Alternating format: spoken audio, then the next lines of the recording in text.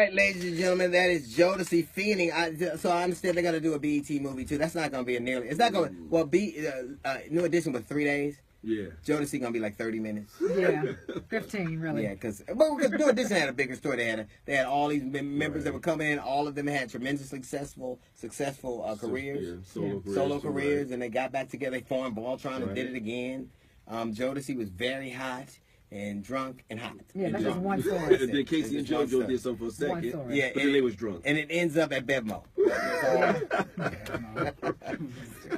So every day, Donald Trump shows himself to be not worthy of the presidency. I mean, there was a new report out in the Huffington Post that talked about how he jumped the gun on a military action and cost a soldier his life.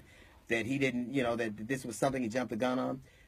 Every day, and Black History Month is a particular time to look at, to keep it in. It went from Black History Month to Bleak History Month, like literally. Wow. This cat knows nothing. He knows nothing about Frederick Douglass. He knows that. I'm pretty sure that he's asking Omarosa to set up a meeting with Frederick Douglass at Trump Towers so he can talk about fixing the Black community. Of course. Bring me the guy with the wild hair. Wow. But I feel bad for Trump because he won this election on hatred of blacks, of minorities, of immigrants.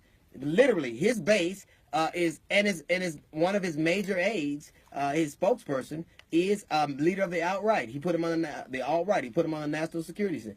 Do you know how hard it must be to have to ask white supremacists to say something good about black people for a month? We got to say something good about black people. We got 27 more times. Jesus Christ, I'm glad it's not a leap year. Can you imagine what it's like to walk into the editor of Breitbart, a noted white supremacist, and say, we have to do something for Black History Month? Wow, how about Fred? Because they only know the niggas we know. Right. Like, after Frederick Douglass, they out of luck. Right. He hasn't talked about black people this much ever since the Central Park 5. Wow. That literally, do you know how difficult it is to be? His cabinet is so white, like that tweet says, there are more white people in Beyonce right now, there are more black people in Beyonce right now than Trump has in his entire cabinet. So he has to walk in every day. It's Black History Month. I have to find something he's going to run out of names. After Frederick Douglass and George Washington Carver, I don't know what he's going to say. So today he has a prayer breakfast where instead of praying for the nation to come together or God to give him wisdom, he prays for Arnold Schwarzenegger's ratings to go up on The Apprentice. He prays for Arnold. So I guess he thinks that saying a word with nigger at the end of it would suffice for Black History Month.